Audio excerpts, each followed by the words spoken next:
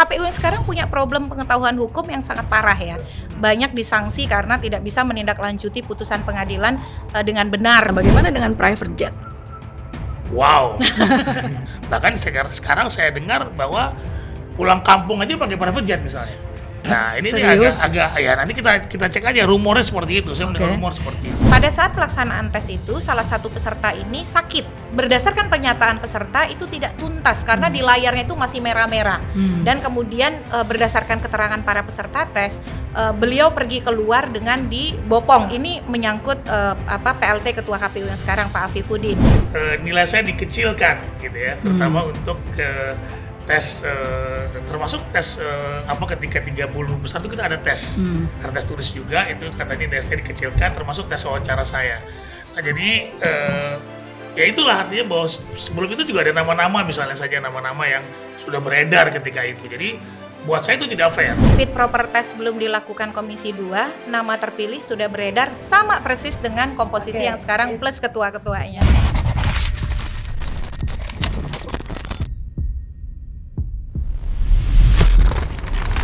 Beberapa hari lalu, Presiden Jokowi menerbitkan Kepres pemberhentian tidak hormat Hasyim Asyari sebagai Ketua KPU. Sementara itu, mantan Menko Polhukam Mahfud MD menyebut bahwa KPU tidak layak menggelar pilkada. Benarkah demikian? Apakah KPU yang dianggap terburuk punya waktu untuk berbenah diri usai pemecatan Hasyim Asyari? Bagaimana membenahinya? Untuk membahas soal itu, saya mengundang mantan Ketua KPU Ilham Saputra dan anggota Dewan Pembina Perludem Titi Anggraini dalam Open Minded. Tapi sebelum Anda menyaksikan obrolan kami, jangan lupa di-subscribe dan klik loncengnya ya. Dan kalau sudah nonton, di-like, comment, and share. Mbak Titi dan Mas Ilham, terima kasih sudah menjadi tamu saya di Open Minded. Mas Ilham adalah mantan Ketua KPU tahun 2021 yang menggantikan Arief Budiman ya. Oke. Dan Mbak Titi adalah anggota Dewan Pembina Perludem yang ibaratnya mengamati dan juga untuk seleksi terakhir itu ikut terlibat ya dalam membaca makalah ya. Betul. Kalau nggak salah seperti itu. Nah nanti kita akan mendalami soal proses seleksi seperti kita minggu lalu juga sudah membahas soal proses seleksi. Yang menarik sekali dari Bu Endang ya, banyak dibuka. Dan nanti kayaknya ini ada lanjutan yang menarik juga nih dari mantan Ketua KPU. Dari beliau ini ikut 3 kali seleksi ya, 2012, 2017 dan 2022. Yang 2 kali gagal, yang sekali berhasil. Nanti bisa diceritain beda di 3 Pejuang demokrasi. Pejuang demokrasi. Nah, saya ke Mbak Titi dulu, ini terkait dengan pernyataan Pak Mahfud yang terakhir ya, bahwa KPU dengan dipecatnya Hasyim Asyari itu nggak eligible untuk menyelenggarakan pilkada serentak di November mendatang. Nah, gimana pendapatnya? Secara etis pendapat tersebut bisa dipahami dan juga bisa dimaklumi ya. Karena kalau melihat kasus Hasyim Asyari ini tidak bisa hanya sektoral hanya terhadap dia. Tetapi ini juga harus dilihat sebagai kumulasi dari banyak peristiwa yang melibatkan KPU. Apalagi kalau kita baca di dalam putusan DKPP tersebut itu kan tergambarkan oleh kami di Koalisi Masyarakat Peduli Keterwakilan Perempuan. Bagaimana kemudian cara kerja kolektif kolegial itu tidak berjalan. Kan kepemimpinan KPU ini adalah kolektif kolegial. Dia ada 7 orang anggota. Ketua itu hanya mengatur urusan keluar dan ke dalam konteks koordinasi. Tetapi ketika kita membaca putusan DKPP tersebut tergambar misalnya progresivitas soal keberpihakan pada keterwakilan perempuan yang bisa dikatakan sangat bermasalah. Dihapusnya pasal larangan nikah siri dan tinggal serumah tanpa pernikahan bahkan oleh mereka secara kolektif. Padahal itu legasinya ketika kepemimpinan Pak Ilham dan kawan-kawan. Itu dalam rangka untuk mencegah kekerasan terhadap perempuan atau penelantaran perempuan karena tadi ya pernikahan siri dan lain sebagainya. Tapi itu dihapus oleh mereka dan itu ternyata terbukti di putusan DKPP. Nah yang kedua kalau kita lihat bagaimana kemudian pemanfaatan kewenangan, kekuasaan dan fasilitas negara itu digunakan untuk kepentingan pribadi tanpa kemudian mampu terawasi dan kemudian terdeteksi oleh para kolega. Padahal itu nyaris tidak mungkin ya. Misalnya kita harus juga menelisik apakah betul BIMTEK di Amsterdam itu memang dipilih secara objektif. bukan karena sebagai sarana untuk memuluskan kepentingan pribadi mendekati korban yaitu CAT. Lalu juga penggunaan sarana prasarana dan melibatkan staf ya, misalnya kendaraan dinas, lalu membayar apartemen dilakukan oleh staf, lalu juga memberikan tiket oleh staf. Kenapa kemudian staf di sebuah organisasi demokrasi yang harusnya egaliter, reform, kemudian mau begitu ya dikapitalisasi untuk kepentingan pribadi? Berarti di sini juga ada problem kepemimpinan, problem tata kelola organisasi. Itu dari sisi putusan DKPP menyangkut Hasyim Asyari nih. Belum lagi kemudian rentetan ke belakang soal manipulasi verifikasi partai politik. Bagaimana dulu di awal keterpilihan mereka Pak Mahfud itu sebelum sampai pada kesimpulan mereka tidak eligible untuk menyelenggarakan pilkada kan juga mengungkap bagaimana ada kong kali kong dalam verifikasi partai politik. Bahkan dia menyatakan dia mengontak sekjen dan orang KPU. Kalau yang itu bisa diloloskan, kenapa kondisi yang sama untuk yang ini tidak diloloskan? Bagi saya kan itu permainan.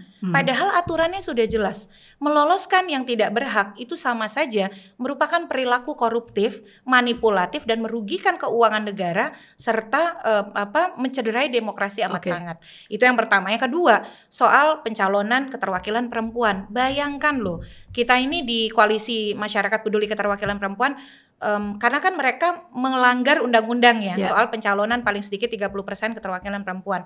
Ada putusan Mahkamah Agung diabaikan, ada putusan DKPP diabaikan, ada putusan Bawaslu diabaikan, sampai kemudian Mahkamah Agung memerintahkan pemungutan suara ulang di Dapil 6 Gorontalo. Artinya itu kan problem integritas berjamaah, bukan hanya satu orang. Nah, satu orang yang bermasalah ini kemudian makin nampak masalahnya juga melibatkan yang lain. Contoh ketika press conference selesai putusan DKPP.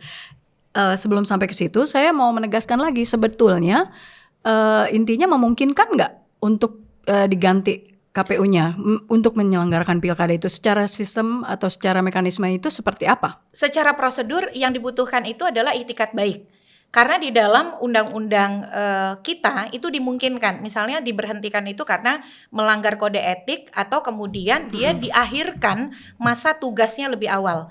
Nah, ketika diberhentikan dia dari masa jabatan lebih awal, apakah pernah dalam pengalaman kita, walaupun dalam situasi yang berbeda, itu pernah, yaitu KPU dan Bawaslu periode 2007-2012 dan Bawaslu 2008-2012. Pada waktu itu, salah satu rekomendasi hak angket adalah anggota KPU yang sedang menjabat itu dipercepat pemberhentiannya. Dan itu ditindaklanjuti oleh undang-undang. Dan akhirnya memang dipercepat. Bawaslu yang harusnya selesai 2013 akhirnya berakhir di 2012. Kalau itikat baik itu ada dan memang kita ingin meyakinkan publik bahwa pemerintah dan DPR tidak cawe-cawe di dalam keberadaan yang sekarang ini, kan ada Perpu instrumennya. Apalagi tadi ya, kalau dilihat kan kesalahan-kesalahan itu berimplikasi pada kerugian keuangan negara. Misalnya soal pemilu DPD di Sumatera Barat. Mereka mengabaikan putusan tata usaha negara, tetapi kemudian oleh Mahkamah Konstitusi itu disebut sebagai sebuah pelanggaran dan akhirnya perintah pemungutan suara ulang. Nah, hal-hal seperti itu menurut saya rentetan yang paling parah itu ya memang manipulasi partai politik peserta pemilu. Jadi intinya sebenarnya secara mekanisme dan prosedur itu masih dimungkinkan ya. Artinya dalam waktu yang sempit itu bisa diterbitkan Perpu seperti itu. Bisa karena kita kan sekarang sebenarnya ada pengganti antar waktu. Atau bisa juga dari cadangannya kan. Betul, itu ada 14. Artinya betul bisa dari cadangannya langsung naik semua kalau memang semuanya mau diganti. Pengganti antar waktu itu kan memang ada yang tidak lagi memenuhi syarat ya. Contoh Firian Aziz itu almarhum beliau. Lalu kemudian Dahlia Umar sekarang sudah menjadi aktivis partai politik dari P3. Tetapi yang lainnya kan masih ada. Masih ada Iva Rosita, lalu kemudian Iwan Rompo, Yesi Momongan. Nah, itu nama-nama yang saya ingat ya. Bahkan ada beberapa nama yang menurut setelah kita tadi tuh sempat berbincang ya, ada nama-nama yang bagus tapi nggak lolos. Saya begitu sebut ya? saja Profesor Ali Syafaat ya. Ini yang kita bicara 14 yang ke DPR dulu ya. Kan ada Profesor Ali Syafaat. Sekarang selesai dia ikut seleksi. Waktu itu belum profesor ya? Waktu itu makanya saya mau cerita dia tidak lolos seleksi KPU. Ternyata diganjar guru besar di Universitas Brawijaya. Ini orang yang, ini kan KPU yang sekarang punya problem pengetahuan hukum yang sangat parah ya. Banyak disanksi karena tidak bisa menindaklanjuti putusan pengadilan dengan benar. Misalnya soal pencalonan Gibran. Bisa jadi ceritanya akan berbeda kalau Termasuk ada persoalan kinerja pengacara di Mahkamah Konstitusi. betul, misalnya. betul. Nah, Pak Ilham sendiri kan kemarin prosesnya tidak sampai 14 Iya. besar ya, begitu. Padahal beliau punya pengalaman. Nah, itu juga bisa menjadi catatan. Jadi artinya dari pengalaman Mbak Titi sebagai anggota Dewan Pembina Perludem yang ikut melihat dan juga ikut terlibat di terakhir ya sebagai penilai makalah gitu ya, bahwa sebenarnya banyak orang yang capable dan punya kemampuan lebih dari anggota KPU sekarang yang terpilih begitu. Bisa dibilang begitu nggak? Bisa dibilang begitu, tapi kan jangan lupa Mbak Yasmin, fit proper test belum dilakukan Komisi 2, nama terpilih sudah beredar sama persis dengan komposisi Oke, yang sekarang plus ketua-ketuanya. Nah, itu berarti nanti- kan ini yang dikehendaki. Nah, oke, nanti itu kita sampai ke sana.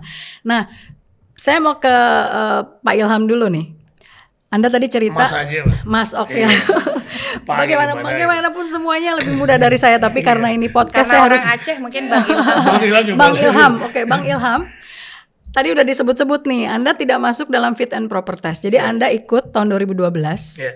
2017 Anda Iya. terpilih dan Iya. bahkan di setahun terakhir Anda menjadi pengganti Iya. Arief Budiman sebagai ketua KPU. Dan kemudian di 2022 Anda ikut tes lagi tapi tidak lanjut ya. Iya. Nah, bisa diceritakan nggak di 3 kali proses Baik. Anda mengikuti itu, Iya. bedanya dengan yang terakhir apa? Apakah yang terakhir itu seperti kata orang-orang mekanismenya paling nggak jelas atau terburuk atau seperti apa? Ya, pertama saya ikut tahun 2012. Ketika itu saya sedang menjabat sebagai wakil ketua KIP Aceh. Kalau di Aceh itu kan namanya KIP, tapi tugasnya sama seperti KPU. Dan hierarkis dengan KPU RI. Kemudian ketika itu saya ikut dan Aceh sedang menjalankan pilkada yang lumayan ruwet ketika itu. Saya ikut dan itu saya justru kemudian ketika saya tidak masuk ke parlemen ketika 14 besar, itu semua saya SMS tim seleksinya. Karena Oke. saya merasa proses sangat transparan. Kemudian saya merasa puas dengan apa yang saya ikuti prosesnya dari CHT, kemudian psikotes, kemudian juga ketika saya diwawancara karena 30 besar itu ketika itu diwawancara oleh tim seleksi. Iya. Itu saya merasakan betul ada Prof Saldi, ada Prof Ramlan, ada Iya.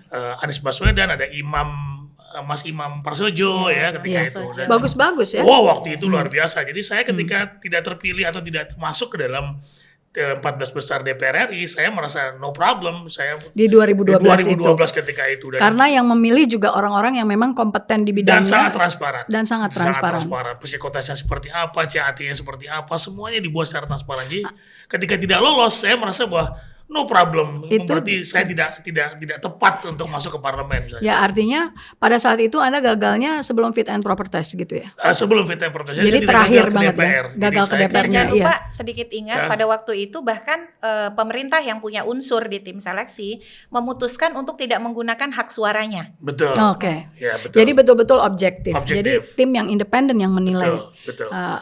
komisioner itu Termasuk ya. ketika itu Mensesnek sekarang Pak Pratik ketika itu menjadi tim seleksi kita. Jadi Anda tidak merasa ya udah ini memang sampai segini dan memang itu objektif semua Betul, ya intinya gitu. betul. Oke, di 2012 dan Mbak Titi juga tadi di luar Anda sempat menyatakan bahwa di 2012 menurut Anda itu tim seleksi yang baik sekali dan merupakan legacy dari Pak SBY ya sebagai presiden yang akan mengakhiri masa jabatannya Iya. pada saat itu. Saya harus mengakui itu ya, karena kenapa? Pada awalnya Pak di bawah kepemimpinan Pak SBY ini ada 2 kali seleksi. Yang pertama di tahun 2007 ya, dan kemudian di 2012. Di 2007 itu prosesnya betul-betul panjang karena ada keberatan-keberatan nama-nama populer itu tidak lolos seleksi seperti misalnya Indra Piliang pada waktu itu, Progo Hadar. Nurjaman, Hadar Nafis Gumai, dan karena waktu itu kontroversinya dibilang kan ada pengalaman soal kasus korupsi sebelumnya ya, jadi mereka lebih menitik beratkan pada integritas personal, kemampuan psikologis dan lain sebagainya, dan itu jadi kontroversi. Nah di kesempatan kedua di 2012 proses seleksinya sejak 2011 Mbak Yasmin itu kami melihat dari tim sel yang dipilih, lalu proses seleksinya itu betul-betul merupakan seolah-olah balas dendam yang positif ya untuk memperbaiki proses sebelumnya agar tidak terulang dan Oke. mendapatkan nama yang betul-betul kredibel.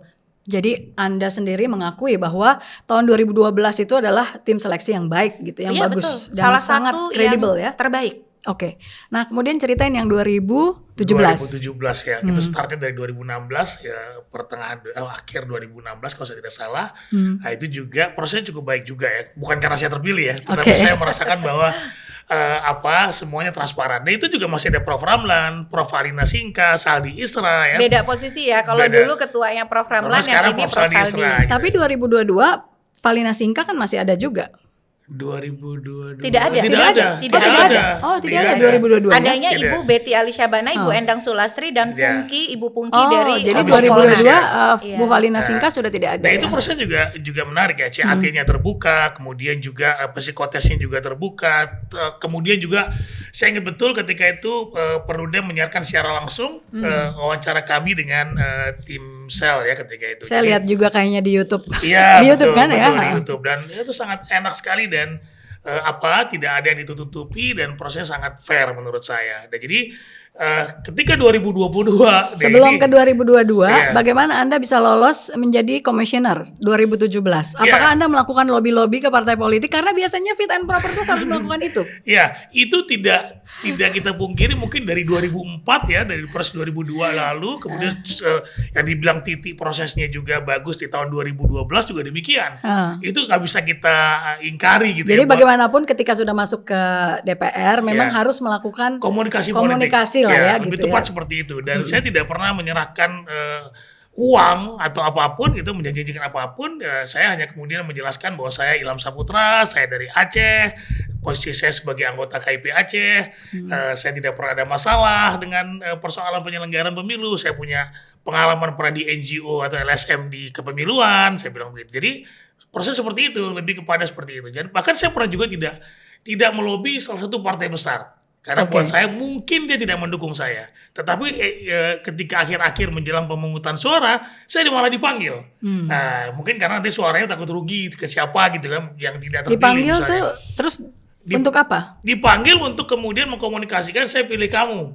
Oh, oke. Gitu ya, saya pilih kamu. Harapannya apa? Harapannya banyak. Karena pertama kamu dari daerah khusus. Dari Aceh gitu kan. Nah, kamu bisa nanti jika ada persoalan-persoalan di Papua, di Aceh, kamu lebih punya pengalaman. Oke, saya bilang oke. Tapi sama sekali tidak ada money politik, sama sekali tidak ada rekayasa apapun gitu ya. Dan saya kira saya tidak pernah menjanjikan apapun juga untuk kemudian memenangkan satu pasangan partai atau kemudian meloloskan verifikasi partai tertentu misalnya. Nggak ada sama sekali itu. Tidak ada sama sekali. Jadi deal-dealnya adalah lebih kepada bagaimana kita menjalankan KPU itu lebih transparan seperti itu. Berarti anggota DPR-nya bagus juga pada saat itu ya? Ya saya kira nanti Titi aja menilai. Kalau saya nanti subjektif gitu ya. Ya, artinya di periode sampai 2019 kan? Iya. Ya, oke. Sekarang 2022. Nah, Anda gagal di situ. Betul. Nah, 2022 ini sebetulnya based berdasarkan experience saya di KPU sebelumnya, ini banyak sekali kemudian ketika itu kita kaitkan relate dengan apa yang diminta oleh pemerintah. Saya tidak tahu apakah ini keinginan dari Jokowi atau Mendagri ketika itu untuk memundurkan pemilu menjadi bulan Mei. Ketika itu seru ya. Jadi kami dipanggil, dipastikan untuk kemudian. Karena waktu itu KPU mengusulkan di bulan Februari. Kami sudah menyampaikan pada bulan Februari. Tetapi alasan pemerintah range ketika pemilu selesai dengan pelantikan panjang sekali seperti saat ini. Jadi pengalaman dari 2019 dikhawatirkan ada kekacauan seperti demo di 2019 di Bawaslu seperti itu. Tapi hitung-hitungan kami karena ada pilkada pada bulan November, kami nggak bisa lakukan harus itu. Februari Dan juga di April kan ada Lebaran, ada puasa di bulan Maret. Nah itu berat sekali buat penyelenggara. Nah apalagi kalau di bulan Mei, pertimbangan misalnya nanti pilkadanya bagaimana kalau dimundurkan lagi, mereka minta di 2025 dan sebagainya, atau tetap 27 November karena ada di undang-undang. Seperti itu. Jadi pekerjaan teman-teman kami di daerah itu sangat berat sekali. Habis pemilu langsung pilkada dan banyak hal lain yang udah kita perhitungkan. Nah itu juga salah satunya saya termasuk orang yang tidak bergeming. Artinya saya menyatakan bahwa ini tidak bisa kita lakukan karena kita sudah menentukan dan kita sudah hitung-hitungan, termasuk terkait dengan pengadaan logistik. Ya, pengadaan logistik itu kan harus jauh-jauh hari. Kalau kita lakukan bulan Mei misalnya saja itu jadi persoalan. Nah itu kan di Perpu itu kampanye itu sekarang 75 hari. Ya. Dulu kami menolak kami sudah hitung-hitungan karena kampanye ini sangat bergantung kepada logistik ini sangat bergantung kepada kapan kampanye selesai atau kapan kampanye dimulai. Ketika kampanye selesai, maka logistik itu harus sudah diproduksi, termasuk penetapan calon tetap. Nah, ketika calon tetap itu kan kampanye. Kalau kampanyenya kemudian dengan calon tetapnya cuma seperti hari ini 75 hari, saya tidak tahu apa yang kemudian bisa dilakukan oleh KPU sekarang. Mungkin pengadaannya sebelum DCT dan sebagainya. Nah, ini agak riskan sebetulnya. Nah, akhirnya ada Perpu ya, Perpu nomor 1 2022 yang menyatakan bahwa 75 hari. Nah, kami juga tidak mau dulu. Ya, kami mengusulkan tetap 120 hari. Kemudian usulan kami terhadap seleksi anggota KPU provinsi dan kabupaten kota, kami minta agar kalau diperpendek ada kompensasi, kalau diperpanjang kita minta diperpanjang. Karena di undang-undang disebutkan kan, karena ketika itu kita nggak mungkin berat untuk menyeleksi anggota KPU provinsi dan anggota kabupaten kota ketika tahapan pemilu berlangsung. Jadi misalnya pemilu kemarin tanggal 14 Februari, 13 Februari dan 15 Februari itu ada pergantian anggota KPU provinsi dan KPU kabupaten kota. Nah, buat kita itu persoalan karena orang baru dan lain sebagainya. Nah, akhirnya mungkin karena itu salah satunya saya bahkan Pak Pramono ketika itu yang sekarang jadi anggota Komnas HAM tidak lolos tes tertulis. Orang yang paling pintar menulis adalah Pak Pramono di antara kami menurut saya. Oke, betul, saya setuju. Jadi artinya kayaknya kebanyakan nggak akomodatif gitu ya? Ya, tapi kan tidak akomodatif dalam rangka untuk kemudian KPU ini tidak bisa diintervensi. Ya, KPU itu menjalankan tugas sesuai dengan peraturan perundang-undangan dan perhitungan-perhitungan yang menurut kita harus betul-betul tepat gitu, karena kan KPU perencanaan ini penting. Oke. Jadi kembali ke awal tadi. Jadi menurut Anda bedanya apa 2022 dengan sebelumnya sampai Anda nggak lulus gitu? Ya tidak transparan. Oke. Jadi kan tadi ada tahapan-tahapan nih. Kalau nggak salah nih dari yang saya dapat informasinya, pertama-tama kan seleksi administrasi, terus tes tertulis, psikotes, tes kesehatan, wawancara, lalu fit and proper test. Nah, di mana menurut Anda di 2022 itu yang tidak transparan? Iya, misalnya tes tertulis ya. Jadi ada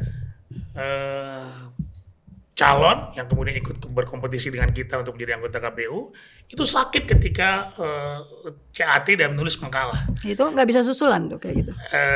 Tidak ada susulan seharusnya tidak ada susulan. Siapa tahu ada susulan tidak ketahuan.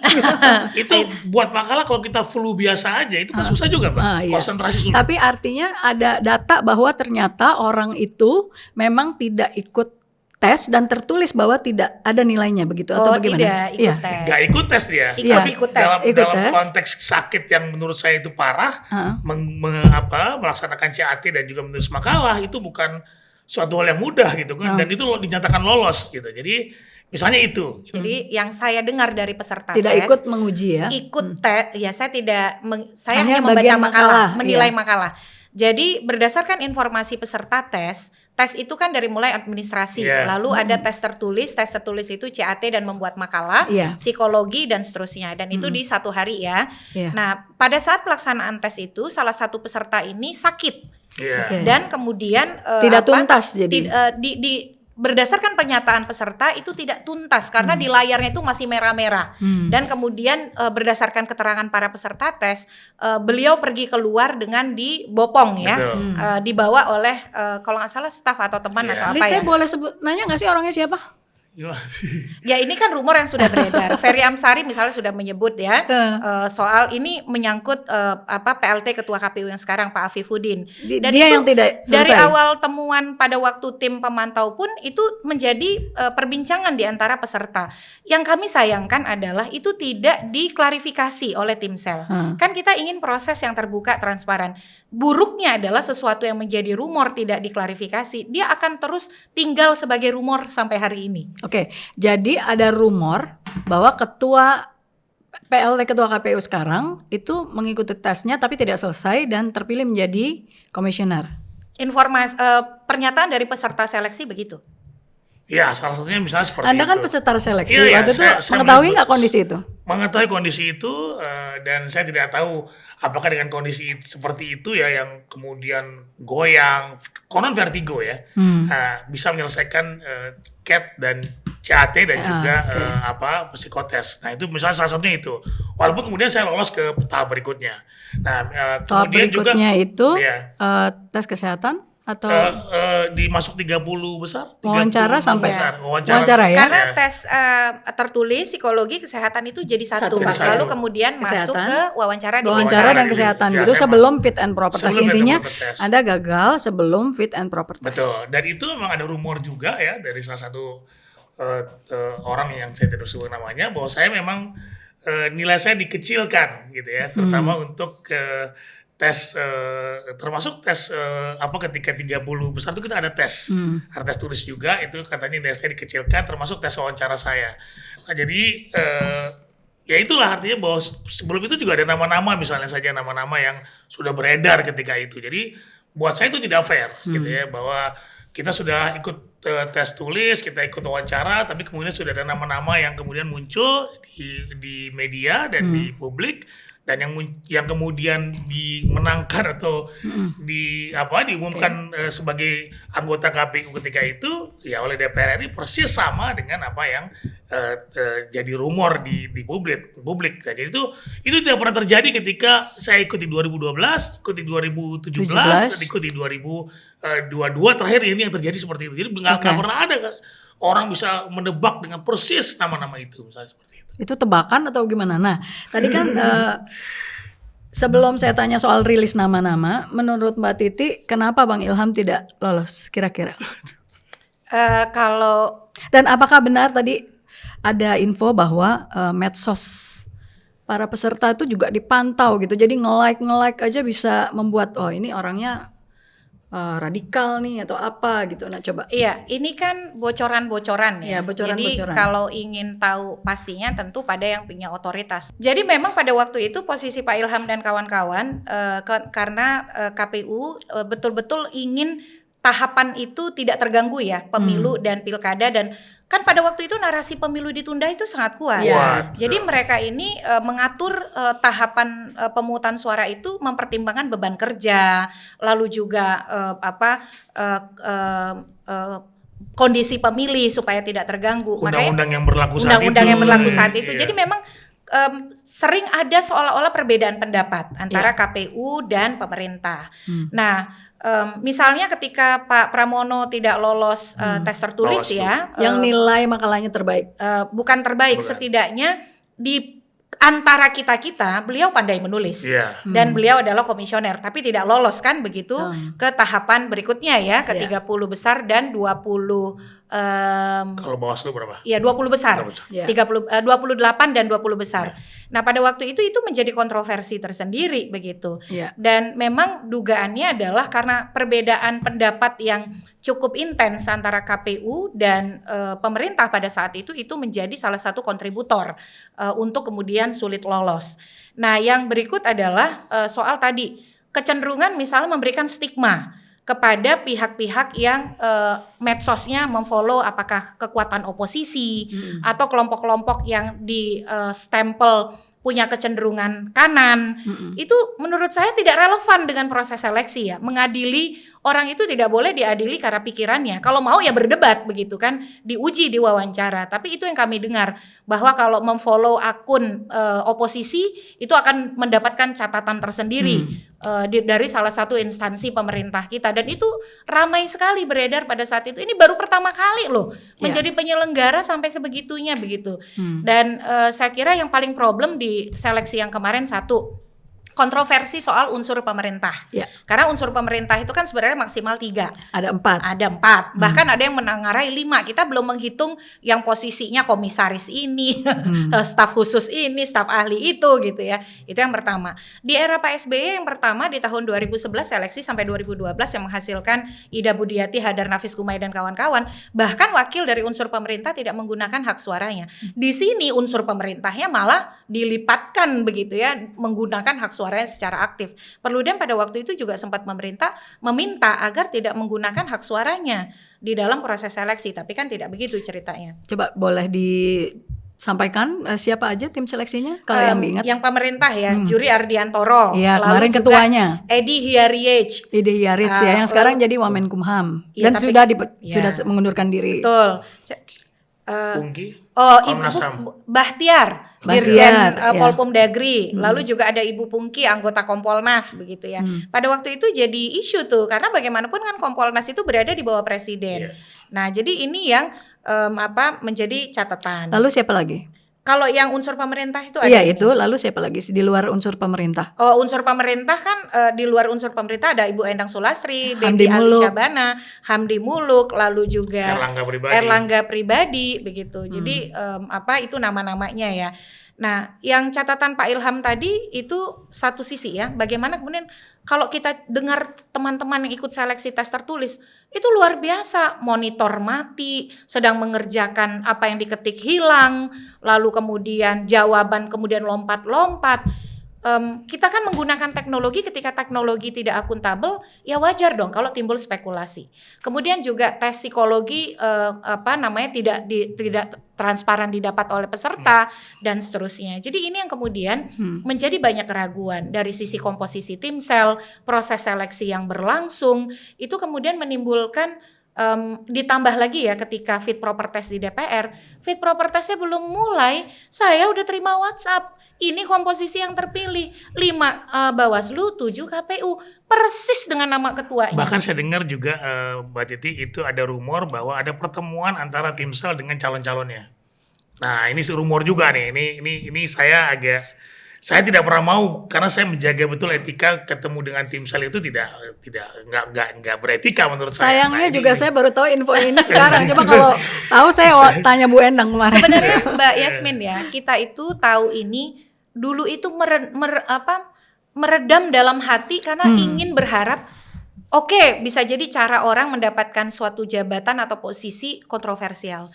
Tapi ketika dia sudah ada di sana, maka sanubari, kemudian logika, keberpihakan, integritasnya akan kokoh. Karena dia udah ada di situ. Tapi kan ternyata tidak seperti itu ya. Iya. Jadi oke. Tadi juga kan sempat ya disebutkan soal apartemen dan sebagainya. Saya juga mau tanya nih, sebenarnya kalau sekarang kan fasilitas mobil katanya ada 3. Yang satu warisan dari KPU sebelumnya Pajero, dan 2 lagi Alphard dan Palisade katanya sewa gitu. Lalu apartemen.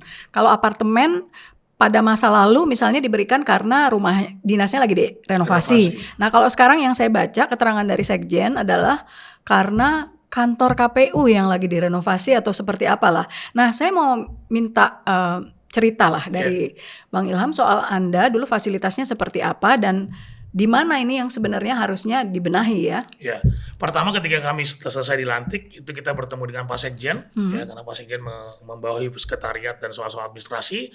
Beliau menyampaikan apa saja hak-hak kami. Jadi Bapak nanti dapat rumah dinas, dapat mobil dan lain sebagainya. Nah, ketika kami masuk, ketika itu kan anggota KPU lama baru keluar dari rumah dinas. Dan rumah dinas itu sudah digunakan selama 5 tahun. Ya, sudah 5 tahun dan itu diperlukan renovasi. Ya. Nah, ketika renovasi itu kami ditempatkan di apartemen, langsung aja saya bilang Taman Rasuna. Ya, kayak Taman Rasuna tuh zaman itu nggak terlalu mewah lah, masih coklat, belum dibagusin seperti sekarang lah. Dan itu kami dipilihkan apartemen yang menurut saya standar biasa aja. Ya, karena apartemen Taman Rasuna ini udah dari tahun 90-an sudah ada. Nah, kemudian setelah 4 bulan atau 5 bulan saya kurang tahu persis, saya lupa, itu rumah dinas sudah selesai. Kemudian kami pindah ke rumah dinas. Dan itu tidak ada lagi perpanjangan apartemen, tidak ada sama sekali tidak ada. Jadi kami tinggal di rumah dinas yang sudah kami pilih masing-masing anggota KPU ketika itu. Nah, yang tidak menempati adalah Pak Hasyim Asyari ketika itu karena beliau punya rumah di Jakarta. Ya, semuanya kami tempatkan sama Mas Pramono ketika itu tinggal di Tangerang Selatan dan tidak menempati rumah itu. Nah, jadi kemudian di rumah dinas itu kami juga membayar listrik sendiri. Karena kami bukan pejabat negara katanya gitu kan. Jadi saya bayar listrik sendiri. Nah, kemudian kedua, mobil yang kami kami bawa ketika itu adalah mobil milik mantan KPU periode sebelumnya. Nah, kemudian di 2018 ada pembelian mobil baru, kami sepakat untuk memilih Pajero 2018. Nah, cukup itu saja untuk mobil, gitu kan. Dan tidak ada lagi fasilitas-fasilitas lain yang melekat kecuali asuransi. Karena asuransi ketika itu pelajaran dari meninggalnya almarhum Husni Husni Kamil, Kamil Manik, ya. ke teman-teman Arif Budiman CS, Ferry Kurnia sekalian itu meminta kepada SBY untuk ada asuransi. Akhirnya ya wajarlah sebagai penyelenggara pemilu yang load kerjanya begitu luar biasa, kita ada asuransi VVIP, boleh sebut perusahaannya? Ya. Jasindo ketika itu. Ya. Jadi kami menerima itu. Nah, jadi dengan gaji yang ketika itu sampai sekarang mungkin sama ya. Setelah potong pajak ketua 35 juta kalau tidak salah, kami 33 juta setelah potong pajak. Dengan tunjangan jadi berapa? Tidak ada tunjangan. Oh, tidak ada. Kami tidak ada tunjangan. Jadi kami Kecuali kalau perjalanan dinas itu kan. tadi saya mau ngomong. Kecuali perjalanan dinas. Perjalanan dinas itu kan ada kalau di provinsi dalam negeri itu at cost. Ya, kalau ada penginapan dan sebagainya, kita hanya menerima uang harian. Kemudian kalau di luar negeri itu lamsam. Jadi kita bisa tidur di Wisma, bisa tidur dimanapun, di rumah kawan, uang hotelnya bisa Betul. kita ambil utuh. Itu lamsam, itu memang aturan dari Kementerian Keuangan. Nah, itu saja. Kemudian kalau jadi narasumber di beberapa lembaga misalnya, kami menerima honor boleh, kecuali dari partai politik ya. Itu pun ketika DKPP terakhir menggunakan Undang-Undang 2017, mereka membuat peraturan DKPP tidak boleh menerima honor dari partai. Nah, jadi seperti itu ya, itu yang kami dapat dan kami merasa aman-aman aja tuh, nggak ada masalah gitu, tanpa kemudian ada 2-3 mobil, ada hal dan sebagainya. Jadi kalaupun kami mau pergi bareng itu pakai mobil yang besar ya, yang kayak high-S seperti itu. Nah, kalau mau jalan kemana bareng-bareng kita pakai itu. Nah, sekarang berarti menurut Anda layak nggak? Kalau sekarang kan ada 3 mobil. Sebenarnya 1 aja cukup. Menurut saya cukup.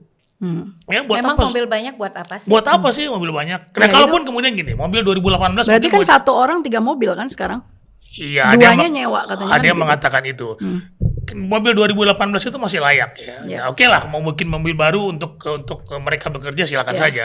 Tapi ngapain ada Alphard lagi gitu loh. Ya, 2018 itu kami misalnya menggunakan mobil Pajero 2018. Ya. Pajero yang lama itu digunakan oleh kepala biro yang sebelumnya Ya. mobilnya mungkin tidak layak seperti itu. Nah, jadi itu yang kami lakukan.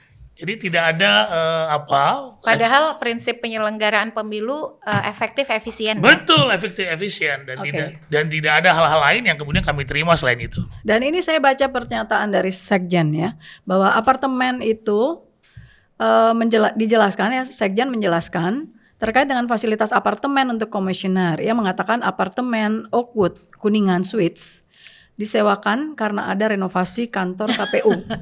Apartemen disewakan untuk 7 komisioner, pertimbangannya untuk mempercepat mobilitas pimpinan ke kantor karena dekat kantor KPU. Itu di Kuningan ya.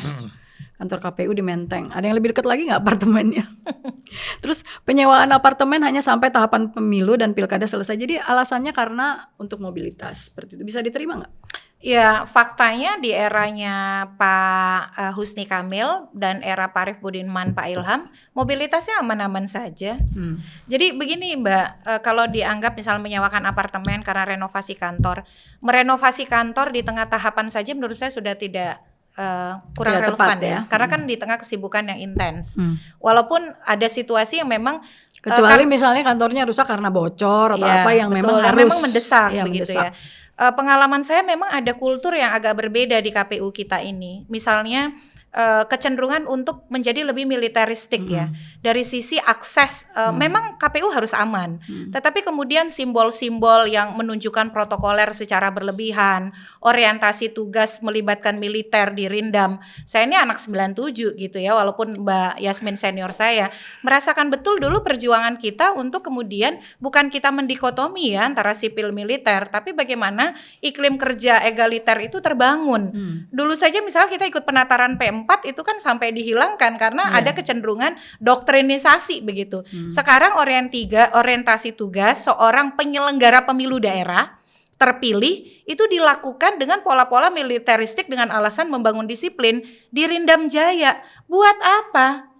Nah, apakah itu berkaitan dengan slogan yang pernah disampaikan misalnya loyalitas tanpa batas? Nggak masuk akal itu loyalitas tanpa batas. Sebagai seorang yang lahir dari proses reformasi, tahu betul apa tuntutan reformasi, bagi saya tata kelola pemilu, ya tata kelola KPU saat ini itu makin jauh dari karakteristik penyelenggara pemilu yang saya pelajari dari literatur. Dan kalau dari yang saya dapat ya dari info yang minggu lalu oleh Bu Endang dan juga beberapa media, bahwa sekarang itu karakter kepemimpinannya tuh hierarkis sekali ya. Sangat. Dan itu juga terlihat ketika Hasyim Asyari setelah dipecat gitu ya, didampingi oleh semua komisioner dan sebagainya. Anda melihat itu gimana Anda berdua? Ya, mengapa Pak Mahfud menjadi wajar untuk berstatement seperti itu? Karena bukan hanya it takes two to tango, it takes all of them ya, gitu ya istilahnya. Karena sudah diberhentikan DKPP dengan perkara yang sangat melukai hati publik dan juga memalukan ya. Betul, tetapi kemudian masih mampu menggerakkan kolega-kolega dan pimpinan penyelenggara pemilu provinsi yang seharusnya sebagai penyelenggara pemilu mereka tahu keberpihakannya. Mereka harus menghormati DKPP sebagai yang sudah memberikan putusan. Itu kan bisa dibaca oleh publik ketika mereka tampil begitu solid, seolah-olah ada problem nih sama putusan DKPP. Atau mendukung, bisa nggak diterjemahkan mendukung solidaritas, berpihak, solidaritas ya. Dan kemudian bisa jadi menyayangkan putusan DKPP. Ya, dan juga mendukung ibaratnya kalau diterjemahkan kan seperti misalnya seolah-olah ini ada ketidakadilan seperti yang tadi, atau seolah-olah juga ada keberpihakan kan. Kalau seperti itu kan seolah-olah kayak semuanya mendukung gitu. Nah, saya nanti Pak Ilham mungkin bisa menambahkan ya. Hasyim Asyari. Pak Arief Budiman itu diberhentikan sebagai ketua oleh DKPP salah satunya karena menemui di luar jam tugas Ibu Evi yang memasukkan gugatan ke PT UN. Memasukkan gugatan ke PT UN itu langkah hukum yang dibenarkan oleh undang-undang. Ini kita ini darurat kekerasan seksual. Darurat kekerasan terhadap perempuan. Bagaimana perilaku keberpihakan dan tindak tanduk pejabat publik itu menjadi sangat penting sebagai pendidikan politik dan juga pembelajaran bagi publik kita. Darurat etika juga nggak? Ya, bisa dikatakan begitu. Makanya ketika saya menyaksikan press conference itu dalam hati sebegitu parahnya kondisi KPU kita. Sampai mereka tidak bisa menahan diri untuk kemudian menunjukkan solidaritas atas nama apapun. Sementara terlepas dari apapun kondisi kita hari ini, kasus kekerasan terhadap perempuan di penyelenggara pemilu kita bukan hanya satu begitu. Misalnya ada kasus soal percobaan perkosaan oleh seorang ketua KPU kabupaten terhadap ASN. Lalu sekarang misalnya di kasus ketua Labusel yang berproses juga di DKPP, Nika Siri ditinggalkan begitu saja terhadap PPK. Ini ada apa begitu? Oh, jadi saya paham, beginilah ekosistem atau organisasinya berjalan. Jadi kalau Anda tadi bilang bahwa ini sebenarnya hierarkis, jadi bukan sekedar misalnya CAT itu melapor karena janji yang tidak ditepati. Misalnya kan ada orang narasinya seperti itu ya, bahwa oh ini karena janji nikah yang tidak ditepati atau janji-janji yang lainnya, dan Anda melihat itu sebenarnya tidak seperti itu. Iya, satu sebagai pejabat publik dia terikat sumpah janji dan pedoman perilaku ya. Ini soal janji itu yang tidak ditepati saya kira terlalu simplifikasi. Mengapa kemudian terbit janji itu kan bagian dari relasi kuasa. Dari bujuk rayu. Nah, CAT ini orang tidak tahu profiling beliau. Yang saya tahu dari informasi perempuan yang kemudian independen, punya karir bagus, tinggal di luar negeri, berpendidikan sangat bagus, awalnya juga menolak untuk kemudian didekati, tetapi karena tadi relasi kuasa sebagai seorang PPLN dengan atasan ketua KPU dan menjadi PPLN karena ingin mengabdi. Betul, yang kita baca ya, ingin mengabdi, didekati secara intensif, kemudian disampaikan berbagai macam rayuan begitu, itu harus dilihat. Itulah yang disebut dengan relasi kuasa. Relasi kuasa itu membuat ketika ada juga berkelindan dengan manipulasi informasi, ada kemudian situasi dia kadang bingung keputusan yang benar yang salah itu yang mana begitu. Jadi ini yang kemudian jangan sampai dibelokkan. Masyarakat kita juga harus diedukasi bahwa relasi kuasa itu tidak membuat situasi seperti kita dalam keadaan rasional dan logis sepenuhnya begitu. Nah, sekarang saya ke Bang Ilham soal bagaimana Anda melihat ketika Hasyim Asyari itu dipecat dan didampingi oleh semua komisionernya, Anda melihat itu seperti apa sebagai mantan ketua KPU? Ya, saya kira mungkin, saya nggak tahu, ketika itu memang sudah ada acara raker ya, rapim atau raker logistik ya, kalau saya tidak salah, sehingga ketua-ketua hadir pada saat itu. Nah, apakah kemudian itu by design, mereka dipanggil untuk kemudian menemani ketua Hasyim Asyari ketika itu, atau kemudian memang berdasarkan solidaritas yang tadi Titi bilang. Tapi sekali lagi apa seperti Tri bilang harus dilihat konteks kenapa kemudian saudara Hasyim Asyari ini dipecat oleh DKPP kan seperti itu. Ya. Nah kalau konteks kaya misalnya ketika itu saya pernah dipecat dari divisi teknis, saya tidak melakukan apapun, tidak pernah korupsi dan sebagainya, saya nggak tahu kenapa saya dipecat. Atau Ari Bukan Budiman. dipecat ya, diberhentikan dari ketua divisi. Dari Iyalah, situ, iyalah. ya. Jadi tetap anggota tapi dia Ya. istilah pecat juga boleh lah, dipecat dari divisi. Dari posisi Divisi tersebut. teknis misalnya. Padahal saya ketika itu tidak ada hubungan dengan tahapan. Jadi ketika itu memang ada PAW yang menurut saya tidak tepat ketika itu dilakukan PAW, tapi mereka melaporkan dan saya dipecat. Dan terakhir kemudian itu ada sikap yang tidak tepat menurut saya karena konteksnya adalah hukuman yang asusila. Nah ini teman-teman memang harusnya dikasih ortuk dulu. Iya, karena ortuknya mungkin dirindam tidak bicara soal Jadi, kekerasan terhadap perempuan. Saya ngebandingin gitu. ortuk di masa saya dengan di masa sekarang. Di masa saya dulu kita mengumpulkan orang-orang seperti Titi, ahli-ahli pemilu untuk kemudian diskusi dengan metode yang menarik. Diskusi dengan metode yang orang bisa ngomong apapun, kemudian mereka terlibat aktif, dan itu diakui sebagai metode yang tepat untuk kemudian teman-teman KPU Provinsi dan KPU Kabupaten Kota bisa langsung in charge dalam kepemiluan. Yaitu seminggu di hotel dan kita undang semua. Tidak ada sama sekali militerisasi, tidak ada sama sekali materi-materi. You harus kemudian walaupun hierarkis, you harus taat walaupun salah dan sebagainya. Nah sehingga yang muncul ketika loyalitas tanpa batas sampaikan tadi adalah ketika verifikasi partai politik. Misalnya salah satunya misalnya seperti itu. Walaupun ada teman-teman juga yang menolak seperti teman di Sulawesi Utara itu kita sangat apresiasi apresiasi walaupun kemudian yang dihukum malah mereka juga gitu. Sekretariat. Kasubagnya dihukum dan sebagainya. Ini kan jadi persoalan.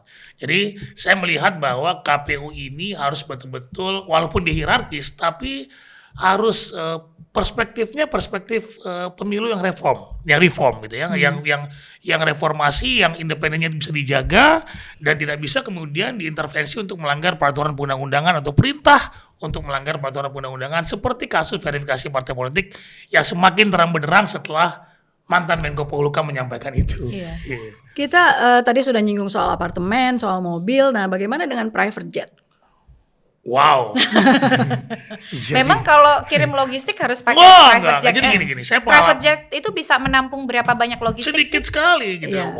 Gini. Sebenarnya harusnya bagaimana sih penggunaan private jet? Tidak itu? ada penggunaan private jet gitu. Tidak, uangnya di zaman Anda tidak ada sama sekali. Kami pernah menyewa ketika PSU Helikopter ya. Helikopter sama kemudian PSU di Nabire, saya ingat betul. Saya dengan almarhum Firian berangkat. Itu pesawat kecil untuk ke Nabire karena dia tidak reguler kan. Karena PSU-nya pada hari itu tidak ada pesawat, kami charter. Dan merindingnya saya 3 hari kemudian pesawat itu jatuh. Misalnya ini saya ingin membayangkan bahwa kami tidak menggunakan pesawat-pesawat yang kemudian di luar jangkauan kami gitu ya, dan itu tidak tepat lah menggunakan private jet. Kalaupun kemudian saat itu sulit untuk ke sana, kami tidak menggunakan private jet gitu loh. Bahwa ada pesawat-pesawat yang masih bisa di-hire dan itu masih terjangkau dan tidak menjadi kontroversi gitu ya. Nabire, kemudian saya pernah juga ke Tolikara, saya pernah juga ke Bovendigul, itu kita tidak pernah menggunakan private jet in the name of logistik, in the name of VS dan sebagainya. Gitu ya. Jadi tidak pernah ada itu kami gunakan. Bahkan sekarang saya dengar bahwa pulang kampung aja pakai private jet misalnya. Nah, ini agak ya nanti kita cek aja rumornya seperti itu. Saya mendengar rumor seperti itu. Itu semua atau hanya 1 orang 2 orang?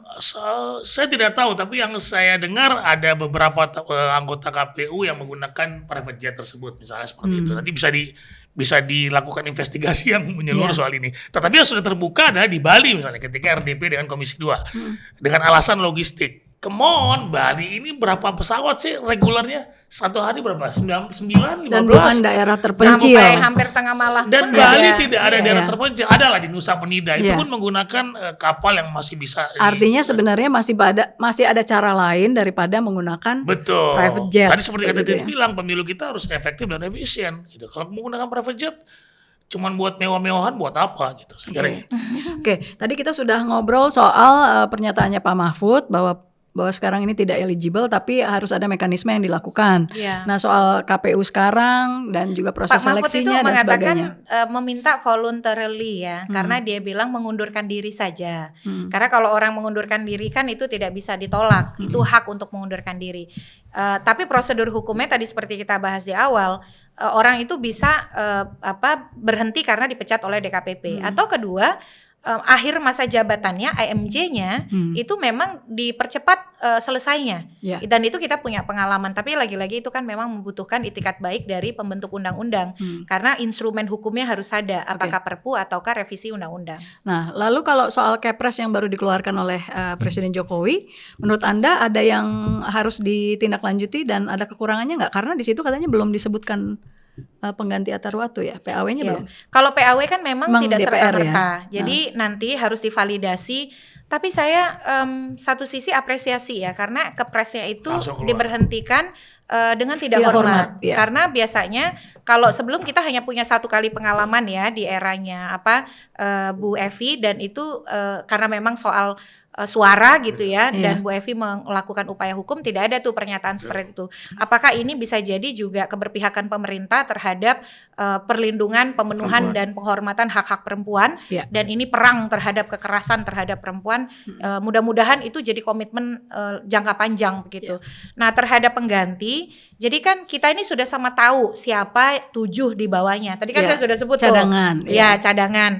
Ada Firian Aziz almarhum, lalu Iva Rosita, Dahlia Umar begitu ya, Iwan Rompo, Yesi Momongan, Profesor. lalu Profesor Ali Syafaat. Nah, di bawah ini nanti divalidasi oleh DPR apakah dia masih semua persyaratan itu diatur di Undang-Undang Pemilu kita, pasal 21 Undang-Undang Pemilu, dicek begitu. Non partisan. Tapi situasi hari ini gampang saja, Bu Iva itu anggota KPU Kaltim. Kalau syarat jadi anggota KPU dan KPU RI kan sama. Tidak ada bedanya. Jadi tanpa validasi pun dengan status aktif dia sebagai anggota KPU Kaltim, mestinya Presiden bisa langsung meng-SK-kan dan melantik. Karena di KPU itu Mbak Yasmin dibutuhkan walaupun kolektif kolegial, mereka ini setiap anggota kan mengampu divisi ya. Divisi itu ada tugasnya. Ada yang membuat peraturan, hukum, lalu kemudian juga mengurusi data, logistik, SDM. Nah, ini kan jangan sampai misalnya beban orang jadi bertambah karena ada satu pos yang kosong. Ya. Lalu soal PKPU, ini kan KPU juga sekarang lagi dikritisi oleh anggota DPR karena dianggap sudah menerbitkan PKPU dari putusan MA tersebut yang mengatur soal batas usia minimal dan pada saat pelantikan, tapi mereka belum berkonsultasi dengan DPR. Nah, menurut Anda harusnya seperti apa sih PKPU itu? Ya sebetulnya memang tidak perlu konsultasi. Oh, sebetulnya memang tidak perlu konsultasi. Jadi hanya RDP itu bukan konsultasi namanya, tetapi tidak lantas kemudian setiap PKPU harus kita konsultasi. Ini yang saya kritik kemudian dari periode saat ini. Jadi dulu pernah ada putusan misal soal perempuan misalnya, itu tidak langsung dieksekusi kalau saya jadi langsung dieksekusi. Sampai hari ini tidak ada perubahan peraturan KPU-nya. Jadi ada beberapa PKPU, rancangan PKPU yang kemudian mereka harus menunggu DPR, padahal itu asasnya putusan Mahkamah Konstitusi misalnya. Ya. Dan bahkan kayak soal perempuan ini harusnya kan segera, karena yang 2019 juga udah kan waktu itu 30% keterwakilan perempuan juga. Sampai hari ini tidak ada tindak lanjut putusan Mahkamah Agung soal keterwakilan perempuan. Artinya KPU bisa memilih mana peraturan yang mereka mana sebuah keputusan yang mereka mau terbitkan peraturan KPU-nya atau tidak. Nah, yang dikhawatirkan adalah kemudian mereka karena gini, pemilu 2014 soal perempuan strict sekali ya, soal zipper segala macam, kalau tidak ada nggak bisa ikut di dapil itu. 3 besar tuh harus ada perempuan yang satu. Sama kami juga seperti itu. Jadi kami pernah kemudian mentiadakan mendiskualifikasi partai tersebut di dapil tertentu karena mereka tidak memenuhi syarat, misalnya seperti itu. Nah, itu kita bisa kita lakukan, ya. Tapi kemudian saya khawatir ini karena intervensi dari pihak manapun saya nggak tahu gitu ya, yang kemudian tidak wajib untuk menjalankan itu karena partai banyak yang komplain ya terkait dengan aturan itu. Padahal yang buat undang-undangnya juga mereka yang ada di DPR gitu ya. Jadi sebenarnya partai politik agak diuntungkan juga dengan tidak adanya kewajiban untuk 30% keterwakilan perempuan tersebut. Ini kritik saya kepada KPU sekarang. Setiap kemudian lahirnya PKPU itu harus konsultasi yang tidak melihat waktu yang harus ditetapkan kapan PKPU ini. Ya bahkan juga sebenarnya kan waktu putusan Gibran kemarin gimana, PKPU-nya kan terlambat setelah menerima pendaftaran. Misal seperti itu. Iya, mereka menerima pendaftaran tapi baru menerbitkan Setelahnya. PKPU-nya setelahnya. Kalau sudah ada putusan MK atau kemudian lembaga-lembaga yang terang benderang, kami putuskan dulu, nanti kemudian kami sampaikan kenapa kami putuskan itu. Iya. Atau kami telepon lah, atau kita melakukan komunikasi politik lah. Ya karena kan ini lembaga politik lah, lembaga KPU. Kita sampaikan, Bang, kita nggak bisa kemudian menunggu RDP karena Anda lagi reses. Ya. Kita harus tetapkan ini dan kita harus undangkan ke Kemenkumham. Nanti kami jelaskan. Kalau perlu kami buat surat. Nah, nggak bisa kemudian semua harus melalui RDP, sulit untuk itu. Berarti gitu. dari sisi ini, kalau dari sisi PKPU, Anda sebetulnya tidak setuju dengan keberatan DPR sekarang yang mengharuskan bahwa harusnya konsultasi dulu dong, baru terbitkan PKPU misalnya seperti itu. Untuk hal yang kemudian masih rancangan, yang dibuat oleh KPU, itu oke saja. Tapi gitu kalau menindaklanjuti sebuah putusan. Nah, itu maksud saya. Harusnya segera. Tapi konteks putusan Mahkamah Agung agak berbeda. Karena putusan Mahkamah Agung itu memerlukan telaah lebih lanjut di mana diskusi mendengarkan masukan dari banyak pihak itu jadi penting. Karena dia mengubah syarat pemenuhan syarat usia dari penetapan pasangan calon oleh KPU menjadi ketika pelantikan. Ya. Di sini kan ada sesuatu yang belum sepenuhnya terang benderang. Betul. Kapan itu pelantikan? Belum tersebut ya Belum, tanggalnya. karena kan ketika mereka misalnya memilih mengatur itu di dalam peraturan KPU juga ada konsekuensinya. Nah, konsekuensi ini harus didiskusikan dengan pembentuk undang-undang. Jadi relevansi substansi PKPU itu juga harus diperhitungkan, dia butuh konsultasi atau tidak. Nah, putusan Mahkamah Agung ini substansinya memang harus didiskusikan dengan pembentuk undang-undang. Harus ya. Termasuk misalnya yang menentukan pelantikan itu kan pemerintah melalui peraturan presiden. Dia juga harus dengar dong. Ini sebenarnya gimana? Apakah kita dengan situasi hukum hari ini harus dilaksanakan di 2024 atau seperti apa? Nah, itu yang ini sebenarnya konteks berbeda ini. yang missingnya menurut saya tuh di situ. Tetapi kalau yang sudah terang benderang, mohon maaf, putusan Mahkamah Agung soal keterwakilan perempuan jelas bahwa itu cepat. Betul, dan tidak konsultasi pun spesifik frasanya sudah dibuatkan oleh Mahkamah Agung dan tinggal diimplementasikan. Dan sekarang berkonsekuensi kepada putusan Mahkamah Konstitusi. Betul, karena tidak dilaksanakan, di akhirnya hasil pemilihan yang digugat itu dibatalkan. Disinilah sebenarnya pendekatan KPU kita. Satu sisi dia bisa begitu patuh pada putusan pengadilan, tapi di sisi lain bisa begitu berani mengabaikan putusan pengadilan yang mengakibatkan kerugian keuangan negara. Contoh, di kasus PT UN Sumatera Barat, terlepas kontroversi pencalonan Irman Gusman, dia abaikan putusan PT UN. Padahal di sistem keadilan pemilu kita, PT UN itu final dan mengikat, inkrah.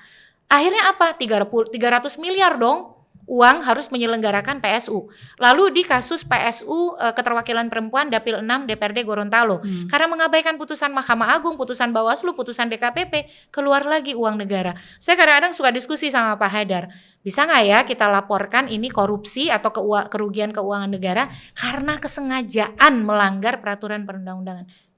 Bisa jadi diskusi mahasiswa hukum, tapi saya sendiri gelisah. Karena akibat pelanggaran yang sengaja, pengabaian putusan pengadilan tanpa proses mendengarkan masukan banyak pihak, ini kan arogansi sebenarnya. Dampaknya yang menanggungkan kita. Walaupun honor saya kecil sebagai dosen, tapi dipotong terus pajak. Jangan, pajak itu juga dipakai untuk menyelenggarakan pemilu. Wajar saya menagih akuntabilitas mereka, tanggung jawab mereka. Makanya orang-orang bilang, Mbak Titi keras sekali ya sekarang. Ya ini sekarang saatnya untuk bicara begitu. Oke.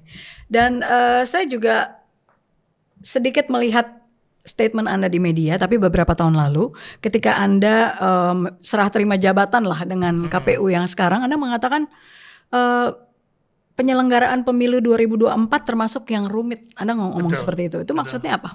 Ya rumit dalam artian gini, karena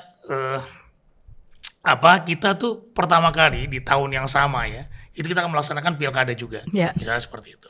Kemudian saya melihat bahwa pengadaan logistiknya seperti saya bilang tadi, dia kan sangat tergantung dengan kapan penentuan daftar calon tetap dan jumlah kampanye. Nah, itu penyelenggaraan pengadaan logistiknya itu kita aja dulu untuk 120 hari itu, wah berat sekali. Tapi mereka bisa, ya sekarang sudah terbukti mereka bisa lah, walaupun saya nggak tahu bagaimana mereka melakukan itu. Ya. Nah salah satunya itu rumit dan complicated, dan bahkan pengamat-pengamat pemilu luar negeri mungkin nanti Titi bisa menyampaikan, pemilu Indonesia tuh very complicated election. Ini sangat rumit dan perlu penyelenggara pemilu yang betul-betul profesional gitu ya, dan juga betul-betul menjalankan peraturan undang-undangan dengan benar, jangan kemudian gampang diintervensi dan ya banyak hal lain yang kemudian yang harus kita soroti. Saya sebetulnya ingin menyampaikan bahwa penyelenggara pemilunya harus on the track pada peraturan undang-undangan gitu, karena saya agak khawatir karena ketika itu perseleksinya juga menurut saya bermasalah. Oke, nah soal pilkada bagaimana Anda melihatnya? Apakah masih kita masih bisa berharap dengan KPU yang sekarang, atau memang seharusnya dalam waktu singkat ini dilakukan pemilihan semua? Karena tadi ada juga yang menyatakan bahwa karena ini bermasalah sekalian semuanya diulang gitu. Ada juga yang mengatakan seperti itu. Saya cuma ingin bilang bahwa ya wacana seperti itu mungkin karena kecewa dengan kinerja mereka sama ini. Mereka harus melakukan, kalaupun itu tidak dilakukan, mereka harus mereform lembaga ini gitu. Perilaku-perilaku seperti verifikasi partai politik bisa diintervensi, kemudian banyak hal lain itu harus kemudian nggak dilakukan lagi gitu ya. Jangan kemudian yang memilih mereka adalah si A atau berkat peran si A, maka apa yang disampaikan oleh si A walaupun melanggar peraturan undang-undangan mereka lakukan misalnya saja. Nah ini yang menjadi persoalan, dan Pak Mahfud karena tahu banyak hal sehingga dia menyampaikan itu menurut saya. Nah tapi kalau kemudian mereka mereform penyelenggara pemilu ini, saya berharap pilkada bisa berjalan lancar. Oke. Anda juga di salah satu podcast mengatakan atau memberi nilai 5 buat KPU, bahkan katanya maunya 4 nih, tapi ya udah 5 gitu. Nah ya, apa sih dari sisi nilai itu yang menurut Anda sebenarnya paling krusial, dan abis itu setelah itu bagaimana memperbaikinya? Iya, bukan berarti saya yang paling benar ya. Tapi saya kira kita mau dengar pendapat seorang Titi. Kita semua peduli pada pemilu dan demokrasi kita. Apalagi saya mendedikasikan 25 tahun perjalanan karir saya memang di isu pemilu begitu. Kalau dari sisi pendapat Pak Mahfud minta mereka mundur, rasanya mereka tidak akan mau. Ya, kita tahu lah bagaimana, kalau saya sempat baca postingan di medsos itu, atasan yang salah, yang mundur biasanya bawahan. Bahkan di kasus verifikasi parpol, instruksi dari RI-nya jelas, yang diberhentikan sekretariatnya, kan gitu. Atau kemudian pembentuk undang-undang mempercepat akhir masa jabatan mereka di tengah proses pilkada. Saya juga meragukan itu, karena biasanya pasti ada pertimbangan hal-hal yang berkaitan dengan pragmatisme tahapan dan seterusnya. Nah, pilihan terbaiknya adalah ya mau tidak mau, ya mereka memang tadi seperti Pak Ilham sampaikan, inilah saat untuk kemudian membayar atas segala persoalan yang sudah mereka timbulkan. Mereka bisa sampai pada titik ini diselamatkan oleh sistem yang ada dan juga pihak-pihak yang punya otoritas. Itu saya sih sudah luar biasa kok. Kalau itu terjadi di era yang terdahulu, misalnya pada masa Pak Husni Kamil Manik atau era Pak Budiman, Pak Arief Budiman, tidak akan sampai sejauh ini perjalanannya. Ini kan ibarat orang jatuh ke dalam lubang berkali-kali selamat terus. Yang satu kan sudah kemudian diamputasi oleh DKPP. Percayalah, kekuasaan itu tidak akan ada yang abadi. Bahkan kekuasaan yang solid sebelumnya bisa terpecah dan kemudian mereka bisa terdampak begitu. Jadi menurut saya mereka tidak ada pilihan lain selain berbenah. Tidak perlu jumawa dengan jabatan yang mereka sedang pegang, karena mereka berada di tengah dinamika kekuasaan yang bisa berubah kapanpun. Oke. Pembenahan ke depannya seperti apa? Untuk pemilihan ke depannya. Untuk yang seleksi? Ya, seleksi berikutnya harusnya seperti apa supaya KPU kita menjadi lebih baik? Saya atau kembalikan lagi seperti tahun 2012 yang menurut Anda terbaik? 2012 itu salah satu elemen mendasar yang digunakan oleh tim seleksi, karena waktu itu saya Direktur Perludem, cukup intens ya, berdiskusi dengan Prof. Ramlan, Prof. Saldi, dan para tim sel, Ibu Valina. Itu adalah signifikansi penggunaan rekam jejak di dalam menentukan keterpilihan calon.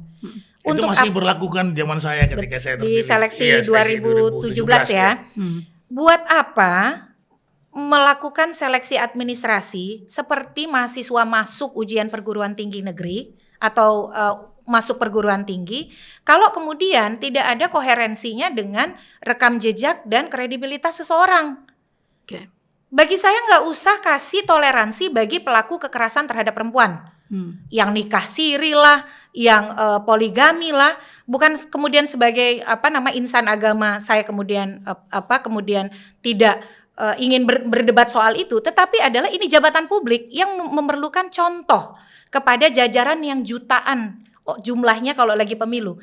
Jumlah KPPS kita saja Mbak itu kan bisa lolos parlemen kalau dapat suara mereka 7 jutaan. Dan teladan itu ada di anggota KPU. Jadi hal-hal seperti itu jangan dikompromikan lah. Ini kan saya dengar dari cerita Bu Endang, hal seperti itu dikompromikan sejak awal kan. Jadi fokus soal yang poligami, nikah siri dan lain sebagainya begitu ya. Karena kan bagi Komnas Perempuan poligami itu salah satu yang dikategorikan kekerasan terhadap perempuan. Walaupun dalam agama kita sebetulnya nggak apa-apa, seperti yang tadi Titi bilang kan. Tapi kan beliau pejabat publik. Tapi pejabat publik punya syarat seperti itu. Betul. Nah, yang berikut adalah menurut saya tadi ya selain rekam jejak, saya tidak terlalu bergairah soal seleksi tertulis yang panjang. Toh juga pada dasarnya dicari orang yang kontribusinya terhadap kepemiluan, terhadap demokrasi itu gampang kok nyari. Sebenarnya masih perlu lagi nggak sih kayak psikotes, karena ternyata psikotes juga tidak menentukan karakter seseorang kan, maksudnya artinya orang yang lulus psikotes juga ternyata melakukan hal yang asusila dan sebagainya. Saya pernah punya pengalaman jadi tim seleksi di daerah. Ternyata itu pun bisa dimainkan. Walaupun saya sangat mengapresiasi profesi itu ya, itu sangat dibutuhkan. Tetapi dia bukan penentu pengambil keputusan akhir lolos atau tidak, tapi menjadi pertimbangan bagi tim seleksi. Karena situasinya kata orang itu periodik gitu. Jadi dia tes hari ini bisa saja besok hasil tesnya berbeda. Itu saya punya pengalaman. Seleksi di provinsi dia dinyatakan memenuhi syarat, seleksi di kota dia dinyatakan tidak memenuhi syarat. Orangnya sama, yang melakukan tes orangnya juga sama. Karena itu tadi periodik itu. Jadi lebih baik ke depan kita pilih model seleksi yang simpel saja, tetapi kemudian membuka ruang yang besar bagi masyarakat untuk terlibat berpartisipasi memberikan masukan. Misalnya Pak Ilham nih ya, berdasarkan CV dibobotkan tuh pernah jadi KPU, pernah berpengalaman sebagai ini, lalu kemudian korelasinya dengan kepemiluan, dibuka ke masyarakat. Ini ada sekian nama, masukannya seperti apa, lalu kemudian diuji dengan wawancara terbuka kepada masyarakat. Harusnya malah orang yang punya track record baik di kepengurusan KPU sebelumnya, harusnya kan ada privilege dong di berikutnya. Itu yang aneh. Contohnya Pramono Ubaid, kok bisa-bisanya tidak lolos tes tertulis, padahal sudah berhasil menyelenggarakan pemilu serentak 2019, the most complex election in the world.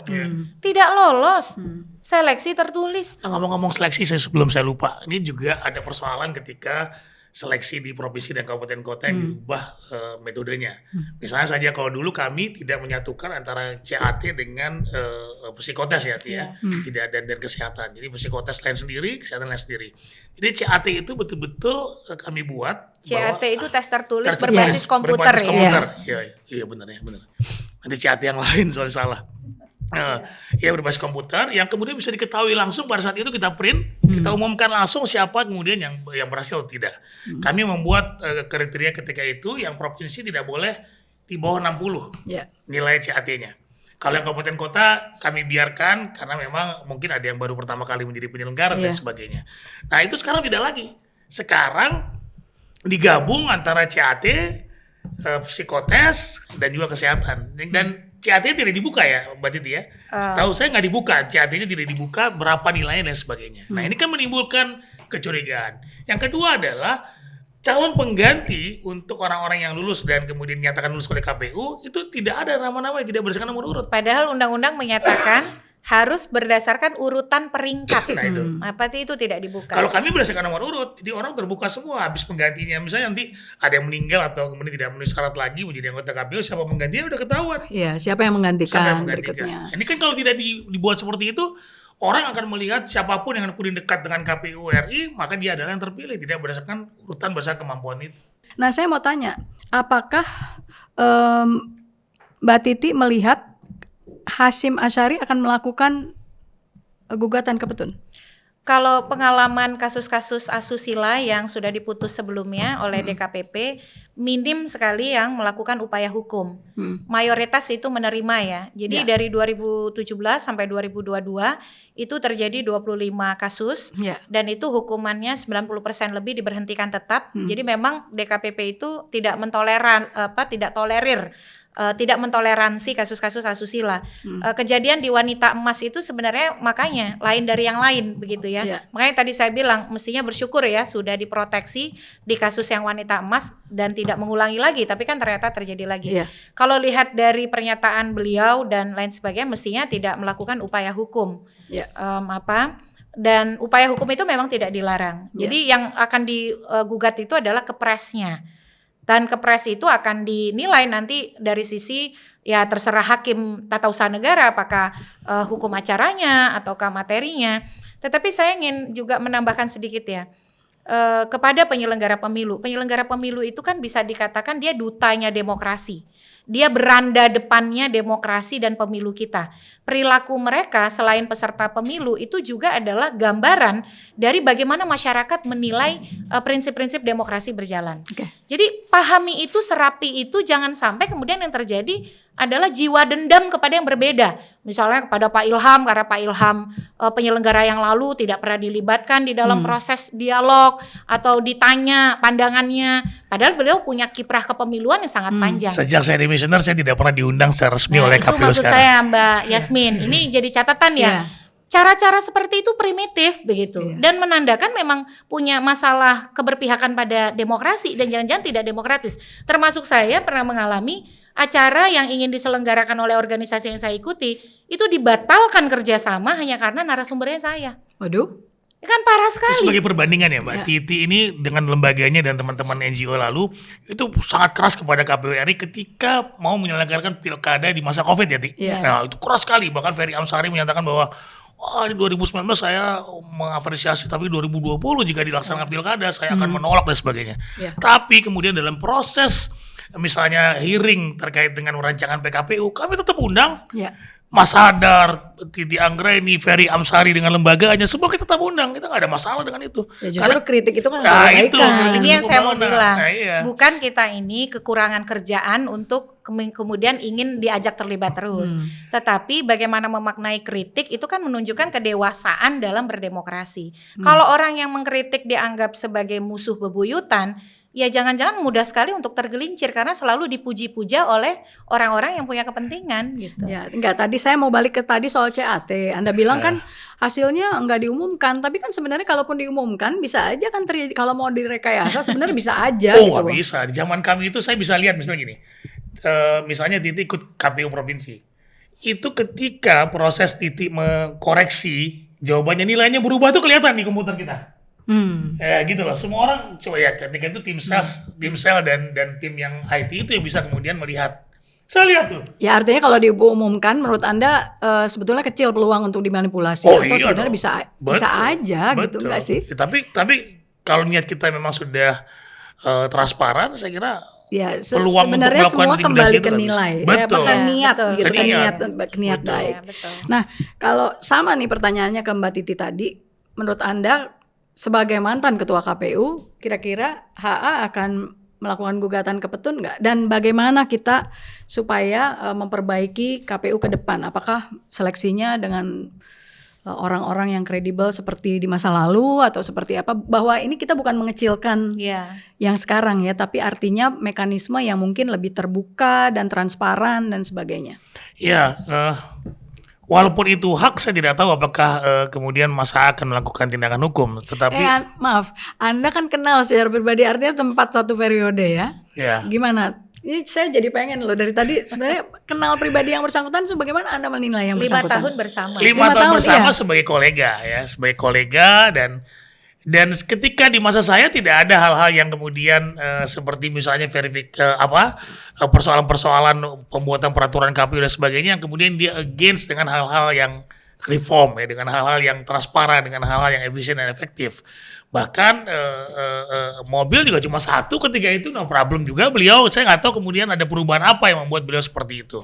Nah jadi saya melihat bahwa apakah akan melakukan petun atau tidak? Petun atau tidak, saya nggak tahu juga ya. Yang menggugat. Tapi, beliau itu orang hukum loh, iya. ya di S2, S1-nya. S1 hukum. Jadi, dan dosen di salah satu PTN. Saya kira itu hak beliau, apakah dia akan menggunakannya atau tidak, saya tidak tahu juga. Tetapi saya khawatir jika dia menggunakan, itu makin terbuka lah untuk kemudian ketika dilakukan proses persidangan misalnya, kalau betul proses persidangan ya nanti, ya proses persidangan nanti akan ada muncul saksi-saksi baru dan sebagainya, justru itu akan nanti membuat semakin terbuka kasus ini dan akan mendiskreditkan beliau.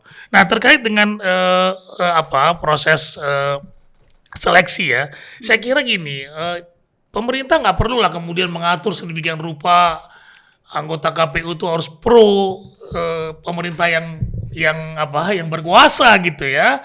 Anda kemudian, melihat itu begitu? Dan gampang diintervensi. Saya tidak melihat seperti itu, tapi kan ya mungkin orang berpikir seperti itu. Karena ada 5 atau ada 4, melebihi lah kuotanya. Ya karena tadi salah satunya adalah ketika nama-nama itu sudah muncul sebelum fit and proper test seperti dibilang, misalnya seperti itu. Karena pasti ada intervensi dari siapapun.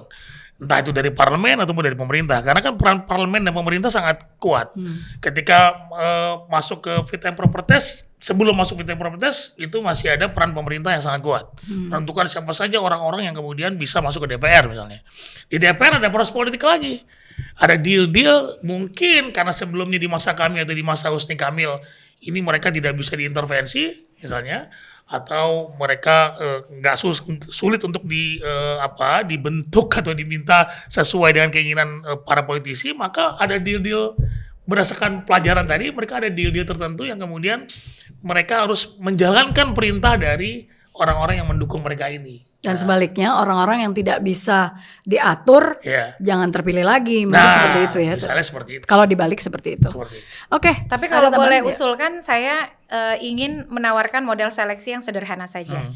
KPU ini kan komisi yang lain daripada yang lain, karena dia menjadi bagian dari perebutan kekuasaan yang mengatur sirkulasi elit pemimpin nomor 1 di negara ini. Jadi memang dibutuhkan figur-figur yang kredibel dan luar biasa.